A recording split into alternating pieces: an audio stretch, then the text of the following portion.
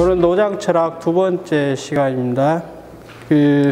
지난 시간의 수업에 이어서 우리 교재 11쪽 보시면 얘기 표기에 대한 글 나옵니다. 그러면 하나라, 은나라, 주나라의 문화의 특징에 대해서 이렇게 쭉 설명이 되어 있는데, 하나라가 어떤 특징을 갖고 있는가, 은나라의 문화, 그 다음에 주나라 어떤가, 그렇게 되어 있습니다. 그 다음에 그 아래 보시면 공자의 말도 이렇게 쭉 이어져 있어요. 그러니까 전번 시간에 얘기한 것처럼 공자는 당연히 주대 이양 문화를 이어받은 분, 주대 이양 문화를 세웠던 분은 주공이라고 그러잖아요. 주공을 그래서 항상 꿈속에 만나고 어쩌고저쩌고 그런 얘기 나옵니다. 사실 그런지 어쩐지 모르겠고, 어쨌든 공자 같은 경우는 주대 문화가 문질빈빈, 그래서 바탕과 겉으로 드러난 형식이 이렇게 균형이 잡혀 있다 이렇게 보고, 하나라, 은나라 같은 경우는 아무래도 더 고대 사회니까 어느 한쪽에 치우쳐 있다라고 이렇게 평가하는 건 당연한 거죠. 그리고 은나라 같은 경우는 특히 특징이 뭐냐면 종교적이에요. 이게 은나라입니다. 근데 주나라 같은 경우는 이제 그런 것들을 이제 배제하고 좀 더 뭐라 할까요? 인간의 어떤 이성적인 것들이 이렇게 강조되는 문화입니다. 주대 이양 문화가. 근데 이제 그 문화를 통해서 주나라가 이제 기원전 14세기예요. 주나라가 BC 14세기부터 이렇게 이어지는데, 이게 서주, 그 다음에 동주로 이렇게 나눠집니다. 그래서 서주 시대는 이제 더 고대 사회죠. 이때부터 이렇게 쭉 나가니까 언제까지냐면은 BC 771년 대충 이 정도예요. 여기는 이제 오래된 고대 사회고, 그러니까 우리 철학에서는 좀 멀고요. 빼고. 그러면 서주 시대에서 이렇게 동주 시대로 넘어간다라는 것은 뭐냐면 이게 유명한 춘추 전국 시대예요. 그래서 BC 771년부터 BC 221년, 770년 해도 되고요. 1년, 2년 차이 나는 거는 관점에 따라 달라질 수 있으니까. BC 221년까지 해서 대충 500년 동안을 말합니다. 여기가 그러면은 700년 정도 되나요? 여기 500년. 그래서 BC 221년은 여러분도 잘 아는 진시황이 천하통일한 때입니다. 이때 이제 주나라의 시대 완배각이 끝나고 다시 208년 되면은 진나라가 멸망하고, 그때는 있긴 있었죠. 208년 되면은 한나라 세운 유방이 이제 자기가 칭제하는 거 황제다 이렇게 해서 진나라도 13, 14년 만에 이렇게 무너져 버립니다. 이게 역사예요. 그래서 노장 철학의 배경이 이 안에 들어가는데, 기본적으로 춘추말, 역사책에 그렇게 돼 있으니까, 이 공자도 춘추말의 인물이에요. 공자가 BC 551년, 479년, BC 479년 이때까지 살았는데 1년 차이 있어요. 거기보다 한 20년 정도 노자가 더 나이 먹었을 거다. 요즘 중국에서도 다시 이런 식으로 이렇게 생각합니다. 근데 알 수 없어요. 그러니까 시대적으로 보면 춘추말에서 전국 중기 또는 후기까지 이렇게 볼 수 있겠죠. 넓게 보면. 장자까지 이렇게 보면. 이게 이제 시대 배경입니다. 그래서 주나라가 이렇게 천자가 돼서 천하를 다, 중국 사람들은 이제 자기가 살던 구주라고 하는데 자기가 사는 땅밖에 몰라요. 그 밖에 어떤 뭐가 있는가, 지리관념이 약하니까. 그래서 이게 이제 주나라 같은 경우 종법 사회입니다. 이게 우리 책에도 있을 거예요. 왕구규가 써놓은 글들. 왕구규가 중국에서 굉장히 천재적인 인물이에요. 50대인가 젊은 나이에, 이제 그때는 젊은 나이도 아니에요. 내 나이 또래 되면 옛날엔 다 죽었어요. 나도 곧 60대 가는데. 근데 아무튼 왕국이라는 인물이 1920년대, 30년대 이제 세상을 떠나면 굉장히 뛰어난 학자입니다. 우리나라에 그런 학자 없어요. 삼류들만 있습니다, 한국. 아무튼, 그, 은나라에서 주나라로 넘어가는 과정에서 뭐가 있냐면, 아까 얘기했던 남성 중심 사회가 이렇게 돼요. 그 이전에는 여성들의 권리도 높고 이렇게 했는데, 곤괴가 건괴로 바뀌어버리거든요, 순서가. 곤괴가, 괴가 하나 이렇게 바뀌었다라는 것은 세상을 보는 눈이 바뀌었다라는 거예요. 그 유명한 패러다임이 확 뒤집어져 버리는 그런 시대입니다. 제가 볼 때는 21세기, 이번 세기도 그래요. 인류 역사에서 가장 큰 패러다임 전환 시대예요, 21세기가. 아무튼 남성적인 것이 지배하고 있던데 이렇게 천자가 있고 이렇게 제후가 있죠. 제후가 뭐 140개, 150개 뭐 그러는데 이렇게 제후가 세워지고 이게 대종이 됩니다. 이게 소종이 되고. 그러니까 천자 한 사람을 중심으로 해서 온 세상을 지배하는 겁니다. 이게 독재하는 방식과 똑같아요. 그래서 이 제후들은 뭐예요? 천자에게 그냥 신하로서의 역할을 해요. 자기 나라에서는 왕노릇 하겠지만. 그래서 이게 그 장자 상속제.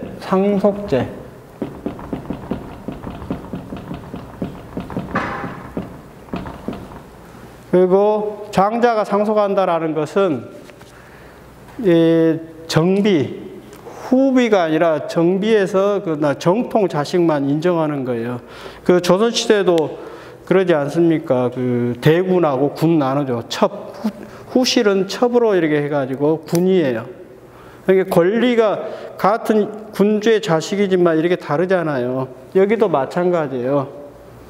첫째 아들이 이렇게 천자가 되고 그 아들이 정통으로 이렇게 쭉 이어받으면 둘째, 셋째 애들은 제후들. 그 다음에 그 주나라가 희성인데 거기하고 다른 혈연 관계가 없는 집단들도 있죠. 물론 그 제일 유명한 양반이 뭐예요? 제 나라 이렇게 강태공이 같은 경우 있잖아요.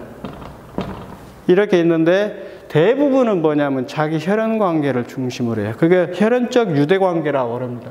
남성의 중심, 그것도 적장자, 본처의 첫째 아들 중심으로 이렇게 흘러가요. 권력이 쭉. 그리고 나머지들은 이제 소종으로 해가지고 좀 배제당합니다. 그런데 이 관계들이 처음에는 이렇게 관계가 가깝지만 이것이 시대가 흘러가면 흘러갈수록 이렇게 여기 있던 사람과 여기 있던 사람은 거의 남하고 똑같습니다. 그 말은 뭔 뜻이냐면 제후들이 이렇게 처음에는 가깝지만 점차 중앙 권력이 약화되면서 서로 이렇게 독립적인 힘으로 발전해요. 그래서 140개, 150개가 있었던 제후들이 나중에는 점차 숫자가 줄어들어요. 서로 싸웁니다. 그때가 뭐냐면 그 유명한 춘추 전국시대예요. 왜 싸우는가?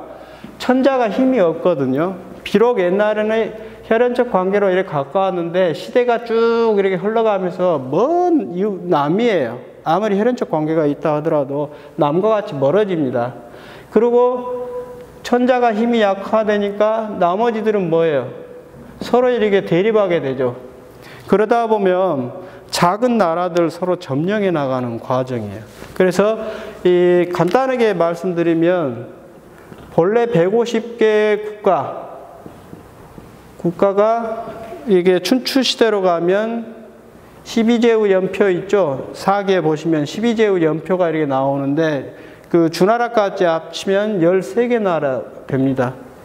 그러다가 전국시대에 이렇게 흘러가면 뭐예요? 전국칠웅이라고 그러죠. 7개 나라로 이렇게 바뀌고 결국 7개 나라가 최종적으로는 그 유명한 스타라고 할 수 있죠. 진시황에 의해서 싹 멸망하게 됩니다. 그 과정에서 활동했던 유명한 인물이 여불이에요. 네, 5월 달에 낸 책이 여불이 관련된 책인데 여춘추에 대한 거. 결국은 이 수많은 나라들이 이렇게 줄어들고 그 병합하는 과정이에요. 빼앗아 버리는 거. 그리고 이렇게 하나로 이렇게 바뀝니다. 그러면 이 과정에서 얼마나 많은 폭력들이 지배했을까 이렇게 생각해 보세요.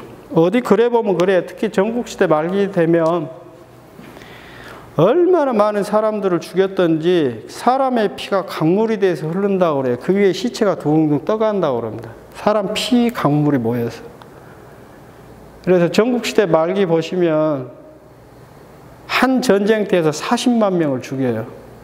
그리고 어떤 경우는 병사들이 며칠씩 굶어가지고 칼도 못 들어요. 전쟁할 수 없는 상황인데 쓰러져 있는데 그걸 칼로 목을 다 칩니다. 이게 전국시대의 모습이에요. 그러니까 사람이 사람을 잡아먹던 시대예요. 그러면은 흔히 말하는 지식인들 있잖아요. 지식인과 이렇게 정치가 문제. 여러분들 막스 베버 뭐 얘기 맨날 들으셨을 거예요.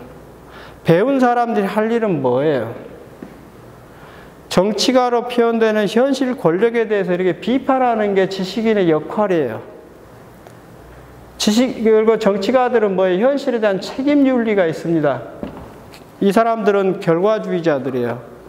근데 지식인이라는 것은 뭐가 중요하냐면 이상이에요.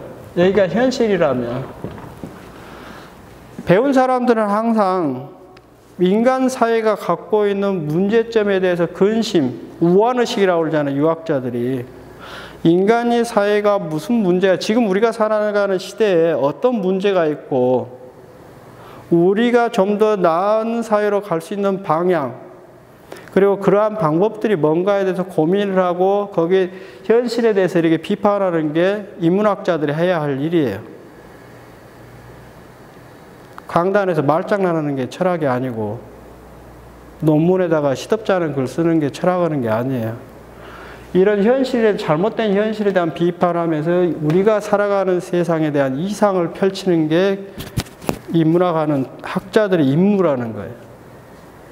그래서 노자, 장자도 마찬가지예요. 이렇게 전쟁이 벌어지고 수많은 사람들이 굶어 죽고, 여러분들 장자 글도 보시고 맹자의 글도 보세요. 길거리에 굶어 죽고 얼어 죽은 시체가 널려 있다라고 그럽니다. 그런 시대를 보면서 지식인들이 속편하게 무슨 형이사학 도가 어쩌고 저쩌고 하는 거, 그건 정신병자들이 하는 소리입니다.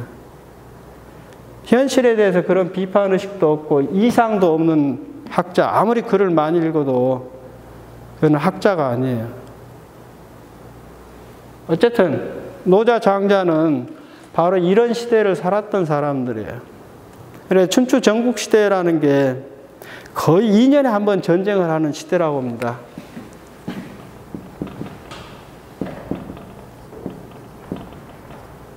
여러분들이 대충 24살이다 보면 24, 5 살아오는 동안에 12번의 전쟁을 겪었다고 해보세요.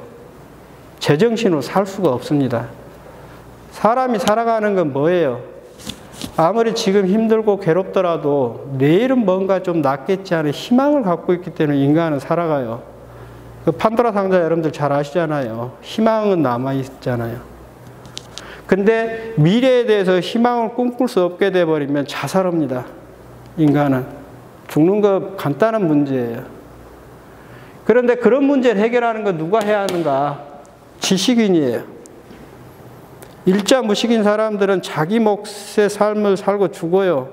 그냥 하루 세 끼 먹고 그냥 등 따수면 됩니다. 그 사람들은. 세상 어떻게 돌아가는지 관심 없어요. 그들에게는 이상이 없기 때문에 그래요. 그러나 지식인은 그러면 안 됩니다. 배운 사람은.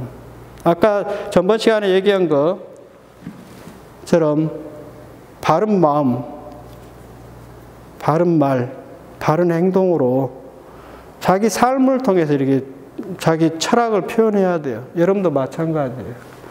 그래서 여기 이 춘추 전국시대가 이렇게 폭력이 지배하는 시대, 사람이 사람을 잡아먹던 시대인데, 그게 이제 우리 책에 나오는 12쪽에 나오는 주대 예약 문화가 무너졌다라는 게, 이렇게 천하 질서예요. 이게 천하 사상인데 이게 무너지니까 서로 싸우고 죽이고, 결국은 맹자가 그러잖아요.